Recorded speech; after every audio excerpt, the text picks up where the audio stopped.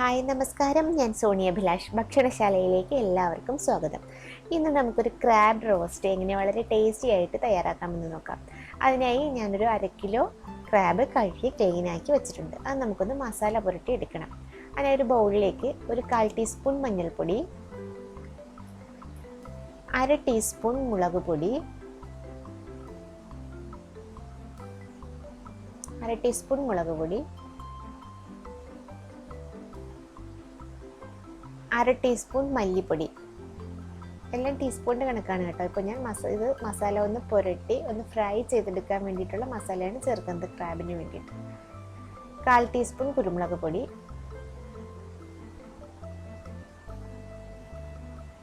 ആവശ്യത്തിന് ഉപ്പ്.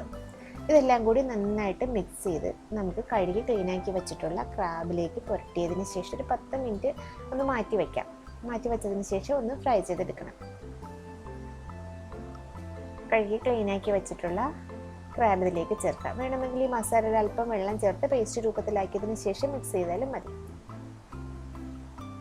നന്നായി ക്ലീനാക്കി വെച്ചിട്ടുള്ള ക്രാബാണ്. ക്രാബ് എടുത്ത് നോക്കുമ്പോൾ നല്ല വെയിറ്റുള്ള ടൈപ്പ് ക്രാബ് എടുക്കുന്നതായിരിക്കും നല്ലത്. അതിനുള്ളിലായിരിക്കും നന്നായി ഫ്ലഷ് ഉണ്ടാവുക. നന്നായിട്ടങ്ങ് മിക്സ് ചെയ്യണം. ഇതിൻ്റെ മുളക് പൊടിയും കുരുമുളക് പൊടിയും ഉപ്പും ഒക്കെ കൂടെ നന്നായിട്ട് ക്രാബിൽ പിടിച്ചിട്ടുണ്ടാകണം. കൈ കൊണ്ട് തന്നെ ഒന്ന് തിരുമ്മി പിടിപ്പിച്ചാലും മതിയാകും. സ്വല്പം വെള്ളം കൂടി ചേർത്ത് നന്നായിട്ടൊന്ന് മിക്സ് ചെയ്തെടുത്താൽ നന്നായിട്ട് എൻ്റെ കഷ്ണങ്ങളിലൊക്കെ നന്നായിട്ട് പിടിച്ചിട്ടുണ്ടാകും. ഇത് നമുക്ക് ഒന്ന് ചെറുതായിട്ട് ഫ്രൈ ചെയ്തെടുക്കണം. ഫ്രൈ ചെയ്യുമ്പോൾ പ്രത്യേകം ശ്രദ്ധിക്കണം, ഡീപ്പ് ഫ്രൈ ചെയ്യരുത്. ഒരുപാട് അങ്ങ് ഫ്രൈ ആയി പോയി കഴിഞ്ഞാൽ പിന്നെ നമ്മൾ റോസ്റ്റ് ആക്കുമ്പോൾ അതിൻ്റെ മസാല അതിൻ്റെ പീസസിലൊന്നും പിടിക്കില്ല. പാൻ അടുപ്പിലേക്ക് വെച്ചു. ഇതിലേക്ക് ആവശ്യത്തിന് വെളിച്ചെണ്ണ ഒഴിക്കാം. വെളിച്ചെണ്ണ വെച്ച് ചെയ്യുന്നതായിരിക്കും ടേസ്റ്റ് കേട്ടോ.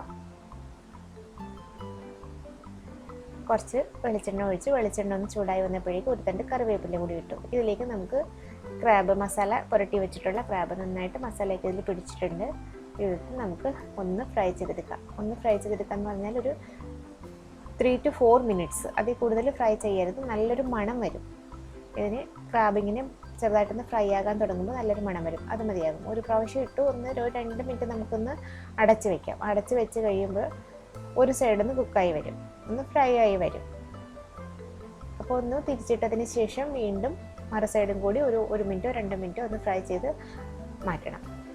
ഒരുപാടങ്ങ് ഫ്രൈ ആയി പോയി കഴിഞ്ഞാൽ ഇതിനകത്തുള്ള ഫ്ലഷൊക്കെ അങ്ങ് ചുരുങ്ങിപ്പോയിട്ട് ഇതിൻ്റെ ഷെല്ല് മാത്രമേ പിന്നെ ഉണ്ടാകത്തുള്ളൂ. പിന്നെ ഇതിൻ്റെ റോസ്റ്റിലേക്ക് ഇടുമ്പോൾ ഈ ഞണ്ടിൻ്റെ ഒരു ഫ്ലേവറും ഉണ്ടാവില്ല, കറിക്ക് ഒരു ടേസ്റ്റ് ഉണ്ടാവില്ല. ഇത് ചെറുതായിട്ടൊന്ന് ഫ്രൈ ചെയ്തെടുക്കാം. നമുക്ക് ചെറുതായിട്ടൊന്ന് ഫ്രൈ ചെയ്തെടുക്കുമ്പോൾ ഇതിന് കുക്ക് ചെയ്യുമ്പോൾ ഒരു സ്മെല്ല് ഉണ്ടാകുന്നതൊന്നും ഉണ്ടാവില്ല, നല്ലൊരു മണമാണ് ഉണ്ടാവുക. ഓക്കെ, ഒന്ന് ആയി വരുന്നുണ്ട്. ഇപ്പുറത്തെ സൈഡും കൂടി നമുക്ക് തിരിച്ചിട്ട് ഒന്ന് ഫ്രൈ ചെയ്തെടുക്കാം. 2 സൈഡും ചെറുതായിട്ടൊന്ന് ഫ്രൈ ആയി വരണം. ഒരുപാടൊന്നും മൂത്ത് പോകരുത്, പ്രത്യേകം ശ്രദ്ധിക്കണം.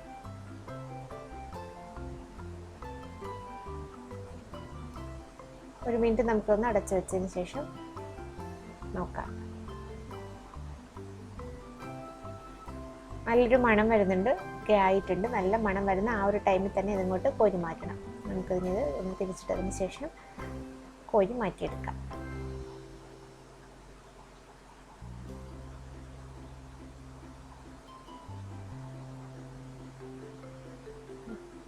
ഒരു പാത്രത്തിലേക്ക് നമുക്കിതിൻ്റെ എല്ലാം മാറ്റിയതിന് ശേഷം ഈ ഓയിലിലേക്ക് തന്നെ നമുക്കിതിന് ആവശ്യമായിട്ടുള്ള മസാല റെഡിയാക്കാം. എല്ലാ കഷ്ണങ്ങളും ഇതിനകത്ത് തന്നെ കോരി മാറ്റാം. ഓയിലിൽ ഒട്ടും തന്നെ ഒന്നും കരിഞ്ഞ് കിടക്കരുത്. അതിന് വേണ്ടി ഇതിൻ്റെ ക്രാബ് റോസ്റ്റിന് ആവശ്യമായിട്ടുള്ള മസാല തയ്യാറാക്കുമ്പോൾ ഓയിലൊന്നും കരിഞ്ഞ് കിടക്കാതിരിക്കാൻ ശ്രദ്ധിക്കണം. അപ്പോൾ എനിക്കിപ്പോൾ ഇതൊന്നും തന്നെ കരിഞ്ഞു പോയിട്ടില്ല.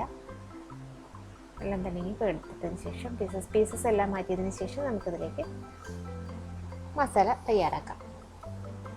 അതിനുവേണ്ടി ഞാൻ ഒരു തണ്ട് കറിവേപ്പില ചേർത്തു. പിന്നെ 1 ടീസ്പൂൺ ഇഞ്ചി വെളുത്തുള്ളി പേസ്റ്റ്, ഒരു 4-5 കഷ്ണം വെളുത്തുള്ളിയും 1 കഷ്ണം ഇഞ്ചിയും കൂടി ചതച്ചെടുത്തിട്ടുള്ളത്. ഇഞ്ചിയും വെളുത്തുള്ളിയും കൂടെ ഒന്ന് ചെറുതായിട്ട് വഴറ്റിയതിന് ശേഷം ഇതിലേക്ക് പച്ചമുളക് ചേർക്കണം. എരിവിന് ആവശ്യമായിട്ടുള്ള പച്ചമുളക് ഞാനിപ്പോൾ ഒരു 5-6 പച്ചമുളക് എടുത്തിട്ടുണ്ട്. അധികം എരിവില്ലാത്ത പച്ചമുളകായതുകൊണ്ട് ഞാൻ 5-6 എടുത്തിട്ടുണ്ട്. ഇതിലേക്ക് കനം കുറച്ച് അരിഞ്ഞു വെച്ചിട്ടുള്ള 2 സവാള, വളരെ കനം കുറച്ച് അരിഞ്ഞെടുത്തിട്ടുള്ളതാണ് കേട്ടോ. സവാള കൂടി ഒന്ന് ചെറുതായിട്ട് വഴറ്റിയതിന് ശേഷം ചെറിയ ഉള്ളി കൂടി ചേർക്കാം. ഒരു 7 ചെറിയ ഉള്ളി ചതച്ച് വെച്ചിട്ടുണ്ട്, അതും കൂടി ഞാൻ ചേർത്തെടുക്കുന്നുണ്ട്. ഇഞ്ചിയും വെളുത്തുള്ളിയും പച്ചമുളകും സവാളയും കൂടി ഒന്ന് ചെറുതായിട്ടൊന്ന് വാടി വന്നപ്പോഴേക്ക് ഒരു 7-8 ചെറിയ ഉള്ളി ചതച്ചത്. ചെറിയ ഉള്ളിയും കൂടി ഇടുമ്പോൾ ഇതിൻ്റെ റോസ്റ്റിന് നല്ലൊരു ടേസ്റ്റ് ഉണ്ടാകും. ഉള്ളി നന്നായിട്ട് വാടിയതിന് ശേഷം മാത്രം അതിന് നമുക്ക് ഉപ്പിട്ട് കൊടുത്താൽ പെട്ടെന്ന് തന്നെ സവാള കുക്കായി കിട്ടും. സവാളയും ചെറിയ ഉള്ളിയും കുക്കായി കിട്ടും. ആവശ്യത്തിന് ഉപ്പ് കൂടി ചേർക്കാം. ഉപ്പ് ചേർക്കുമ്പോൾ ശ്രദ്ധിക്കണം, നമ്മൾ ക്രാബ് ഞണ്ട് ഉപ്പിട്ടാണ് ഫ്രൈ ചെയ്ത് വെച്ചിട്ടുള്ളത്. നന്നായിട്ട് വഴറ്റിയതിന് ശേഷം നല്ല കളർ ചേഞ്ച് ആയതിനു ശേഷം മാത്രമേ ഇതിൽ മസാല ചേർക്കാവൂ. ഏത് റോസ്റ്റ് ഉണ്ടാക്കുമ്പോഴും അങ്ങനെ തന്നെയാണ്. ഉള്ളി വഴറ്റുമ്പോൾ നന്നായി വഴറ്റിയതിന് ശേഷം മാത്രം മസാല ചേർത്ത് റോസ്റ്റ് ആക്കുമ്പോൾ, എഗ് റോസ്റ്റ് ആയാലും ഏത് റോസ്റ്റ് ഉണ്ടാക്കുമ്പോഴും ചിക്കൻ റോസ്റ്റ് ആയാലും ഒക്കെ അപ്പോഴായിരിക്കും ടേസ്റ്റ് ഉണ്ടാകുക. നല്ലൊരു കറിക്ക് നല്ലൊരു ടേസ്റ്റ് ഉണ്ടാകുക. 2 മിനിറ്റ് നമുക്ക് അടച്ച് വയ്ക്കാം. അപ്പോൾ പെട്ടെന്ന് തന്നെ ഉള്ളി കുക്കായി കിട്ടും.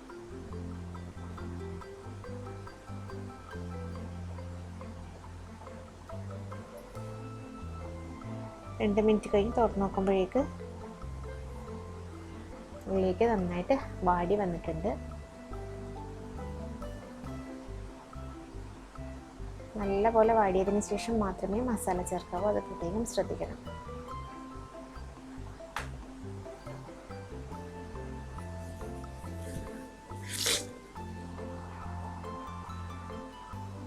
ഉള്ളി നന്നായിട്ട് വാടി സവാളയുടെയും ചെറുള്ളിയുടെയൊക്കെ കളറൊക്കെ ഒന്ന് മാറി വന്നിട്ടുണ്ട്. ഇപ്പം ഇനി നമുക്ക് മഞ്ഞൾപ്പൊടി, ഒരു 1/4 ടീസ്പൂൺ മഞ്ഞൾപ്പൊടി ചേർത്തു. ഒരു ടീസ്പൂൺ കുരുമുളക് പൊടി ചേർത്തു. കുരുമുളക് പൊടി ഞാൻ കുറച്ച് കൂടുതൽ ചേർക്കുന്നുണ്ട്.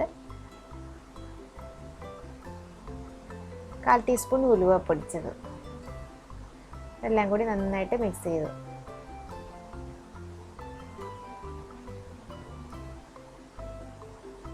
ഇതിലേക്ക് 1.25 ടേബിൾ സ്പൂൺ മല്ലിപ്പൊടി.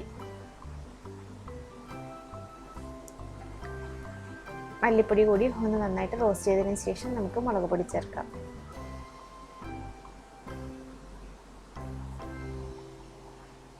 അര കിലോ ഞണ്ടാണ് ഞാൻ എടുത്തിട്ടുള്ളത്. അതുകൊണ്ട് തന്നെ പൊടികളൊക്കെ ഈ ഒരു അളവ് കറക്റ്റാണ്. അതിൽ എരിവും ഉപ്പും മാത്രം ഒന്ന് അവരവരുടെ ഇഷ്ടത്തിനനുസരിച്ച് ചേഞ്ച് ചെയ്താൽ മതിയാകും. ഇതിലേക്ക് 1 വലിയ ടേബിൾ സ്പൂൺ നിറച്ച് മുളക് പൊടി, 1 സ്പൂൺ മുളക് പൊടിയാണ് ഞാൻ ചേർത്തത്. ഇതെല്ലാം കൂടി നന്നായിട്ടൊന്ന് റോസ്റ്റ് ചെയ്യണം. പൊടികളൊക്കെ നന്നായിട്ട്, മസാലയൊക്കെ നന്നായിട്ട് റോസ്റ്റ് ആയതിനു ശേഷം നമുക്കിതിലേക്ക് ടൊമാറ്റോ ചേർക്കണം, തക്കാളി ചേർക്കണം. ഒരു നന്നായി പഴുത്തൊരു ചെറിയ തക്കാളി ചെറിയ കഷ്ണങ്ങളായി നുറുക്കി വെച്ചിട്ടുള്ളതും കൂടി ഇതിലേക്ക് ചേർക്കും. ഈ തക്കാളി നന്നായിട്ട് വെന്തുടഞ്ഞതിന് ശേഷം മാത്രമേ വെള്ളം ചേർക്കാവൂ, എങ്കിലേ ആ മസാലയ്ക്ക് ടേസ്റ്റ് ഉണ്ടാകത്തുള്ളൂ. നന്നായിട്ടങ്ങ് ഇളക്കി കൊടുത്തിട്ട് ഒരു മിനിറ്റ് ഒന്ന് അടച്ച് വെക്കുമ്പോൾ തന്നെ തക്കാളി, നല്ല പഴുത്ത തക്കാളി ആണെങ്കിൽ പെട്ടെന്ന് തന്നെ അങ്ങ് വെന്തുടഞ്ഞ് വന്നോളൂ. 1 മിനിറ്റ് ഒന്ന് അടച്ച് വെച്ചിട്ടുണ്ട്. ഇനി നമുക്കൊന്ന് തുറന്ന് 1 മിനിറ്റ് കഴിഞ്ഞൊന്ന് തുറന്ന് നോക്കുമ്പോൾ ടൊമാറ്റോയ്ക്ക് തക്കാളിയൊക്കെ നന്നായിട്ട് വെന്തിട്ടുണ്ടാകും. നോക്കാം, തക്കാളി നന്നായിട്ട് വെന്ത് ചേർന്ന് വന്നിട്ടുണ്ട്. മസാല നന്നായിട്ട് റെഡി ആയിട്ടുണ്ട്. തക്കാളിയെല്ലാം നന്നായിട്ട് വെന്ത് തുടങ്ങി പാകമായിട്ടുണ്ട്. ഇതിലേക്ക് ചൂടുവെള്ളം, തണുത്ത വെള്ളം ചേർക്കരുത്. കുക്ക് ചെയ്തുകൊണ്ടിരിക്കുന്ന കറികളിലേക്ക് ഒരിക്കലും തണുത്ത വെള്ളം ചേർക്കരുത്. ചൂടുവെള്ളം 1 കപ്പ് ചൂടുവെള്ളം കൂടി ഞാൻ ഒഴിച്ചു. നന്നായിട്ടങ്ങ് മിക്സ് ചെയ്തെടുക്കണം. ഉപ്പും എരിവും പുളിയൊക്കെ നോക്കണം. ഉപ്പ് അങ്ങനെ വേണമെന്നുണ്ടെങ്കിൽ ചേർത്ത് കൊടുക്കണം. ഇതിലേക്ക് ഞാൻ ഒരല്പം ചെറുനാരങ്ങ നീര്, ലെമൺ ജ്യൂസ്, ഒരു 1/4 ടീസ്പൂൺ ചെറുനാരങ്ങ നീര് കൂടി ചേർത്ത് കൊടുക്കും. ചെറിയൊരു പുളിക്ക് വേണ്ടിയിട്ടാണ്. തക്കാളി നല്ല പഴുത്ത തക്കാളി ആയതുകൊണ്ട് ഒട്ടും തന്നെ പുളി ഉണ്ടായിരുന്നില്ല. അതുകൊണ്ടാണ് ഞാൻ ഒരല്പം ചെറുനാരങ്ങ നീര് ചേർത്തത്. ചെറിയ നാരങ്ങ നീര് ചേർക്കുമ്പോൾ ഒരു പ്രത്യേക ടേസ്റ്റാണ്. ഇതിലേക്ക് നമുക്ക് ഷാലോ ഫ്രൈ ചെയ്ത് വെച്ചിട്ടുള്ള ക്രാബ് ചേർത്ത് കൊടുക്കാം. ചെറുതായി ഫ്രൈ ചെയ്ത് വെച്ചിട്ടുള്ള ഞണ്ട് ഇതും കൂടി ചേർത്ത് നന്നായി മിക്സ് ചെയ്ത് നമുക്കിതൊന്ന് അടച്ച് വയ്ക്കാം. ഇതിലേക്ക് ഗരം മസാലയോ പെരുംജീരകമോ ഞാൻ ചേർത്തിട്ടില്ല. വേണമെന്നുള്ളത് ഇഷ്ടപ്പെടുക, അതിൻ്റെ ഫ്ലേവർ ഇഷ്ടമുള്ളവർക്ക് ചേർത്ത് കൊടുക്കാം. ഞാനങ്ങനെ ചേർക്കാറില്ല. അപ്പോൾ എനിക്കത് ചേർക്കുമ്പോൾ ഞണ്ടിൻ്റെ ഫ്ലേവർ മാറിയിട്ടൊരു ഇറച്ചിക്കറിയുടെ ഫ്ലേവർ പോലെ ടേസ്റ്റ് പോലെ തോന്നാറുണ്ട്. അതുകൊണ്ട് തന്നെ ഞാൻ ഗരം മസാല ചേർക്കാറില്ല. അടച്ച് വെച്ചിട്ട് നന്നായിട്ട് റോസ്റ്റാക്കി എടുക്കണം. ഇതിൻ്റെ വെള്ളമൊക്കെ നന്നായിട്ട് വറ്റി നല്ല കുറുകി ഉള്ളിയൊക്കെ നന്നായിട്ട് വെന്ത് ആ മസാല എല്ലാം ഈ ക്രാബിലേക്ക് പിടിച്ച് ഞണ്ടിൻ്റെ ആ ഒരു ഫ്ലേവറും കൂടി മസാലയിലേക്ക് ഇറങ്ങി നല്ല റോസ്റ്റായി വരുമ്പോഴാണ് നല്ലൊരു ടേസ്റ്റ് ഉണ്ടാവുക. നമ്മുടെ ക്രാബ് പെപ്പർ റോസ്റ്റിന് നല്ലൊരു ടേസ്റ്റ് ഉണ്ടാവുക. നന്നായി വറ്റി വരുന്നുണ്ട്. നന്നായിട്ടങ്ങ് റോസ്റ്റാക്കി എടുക്കണം. ഇത് ഈ വെള്ളം ഇങ്ങനെ നിന്ന് കഴിഞ്ഞാൽ ടേസ്റ്റ് ഉണ്ടാവില്ല കറിക്ക്. അതുപോലെ തന്നെ കുറച്ച് സമയം ഒരു മീഡിയം ഫ്ലെയിമിലിട്ട് കുറച്ച് സമയം എടുത്ത് റോസ്റ്റാക്കി എടുക്കുമ്പോഴായിരിക്കും അതിൻ്റെ ആ പീസസിലേക്ക് നന്നായിട്ട് എരിവും ഉപ്പും ഒക്കെ പിടിച്ച് നല്ലൊരു ടേസ്റ്റ് ഉണ്ടാവുക.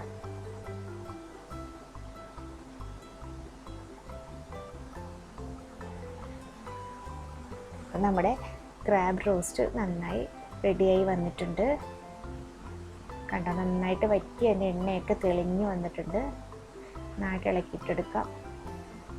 അപ്പോൾ വീഡിയോ ഇഷ്ടപ്പെട്ടാൽ ഷെയർ ചെയ്യാനും ലൈക്ക് ചെയ്യാനും മറക്കരുത്. ചാനൽ ഇതുവരെ സബ്സ്ക്രൈബ് ചെയ്യാത്തവർ സബ്സ്ക്രൈബ് ചെയ്യണം. നിങ്ങളുടെ അഭിപ്രായങ്ങളും നിർദ്ദേശങ്ങളും ഒക്കെ കമൻറ്റ് ബോക്സിലൂടെ അറിയിക്കണം.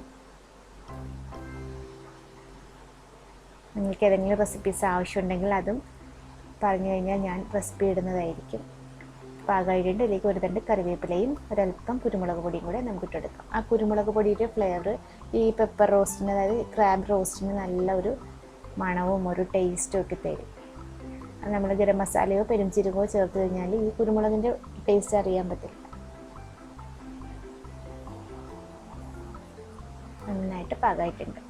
ഞാനിപ്പോൾ നമുക്കിതൊരു സെർവിങ് ഡിഷിലേക്ക് മാറ്റിയിട്ട് സെർവ് ചെയ്യാം. നല്ല കുഴച്ച കപ്പയും ക്രാബ് പെപ്പർ റോസ്റ്റും കൂടി ഞാനിപ്പോൾ പിള്ളേർക്കൊക്കെ കൊടുക്കാൻ പോകുന്ന കുട്ടികൾക്ക് കൂടെ ഭയങ്കര ഇഷ്ടമാണ്. 2 മിനിറ്റ് നമുക്കൊന്ന് അടച്ചു വയ്ക്കാം. 1 മിനിറ്റ് അടച്ചു വെച്ചാലും മതിയായിരുന്നു കേട്ടോ. തുറന്ന് നോക്കാം. നല്ലൊരു മണം വരുന്നുണ്ട്. നമ്മുടെ ക്രാബ് റോസ്റ്റ് റെഡി ആയിട്ടുണ്ട്. അത് ഞാനിങ്ങനെ സെർവ് ചെയ്യാൻ പോകുന്നു. കപ്പ കുഴച്ചതും ക്രാബ് റോസ്റ്റും കൂടി ഞാനിപ്പോൾ കുട്ടികൾക്കൊക്കെ കൊടുക്കാൻ പോവുകയാണ്. എല്ലാവരും ട്രൈ ചെയ്ത് നോക്കണം. തീർച്ചയായിട്ടും നിങ്ങൾക്കൊക്കെ ഇഷ്ടപ്പെടും. അടുത്തൊരു റെസിപ്പിയുമായി ഞാൻ വീണ്ടും വരുന്നതാണ്. Thank you.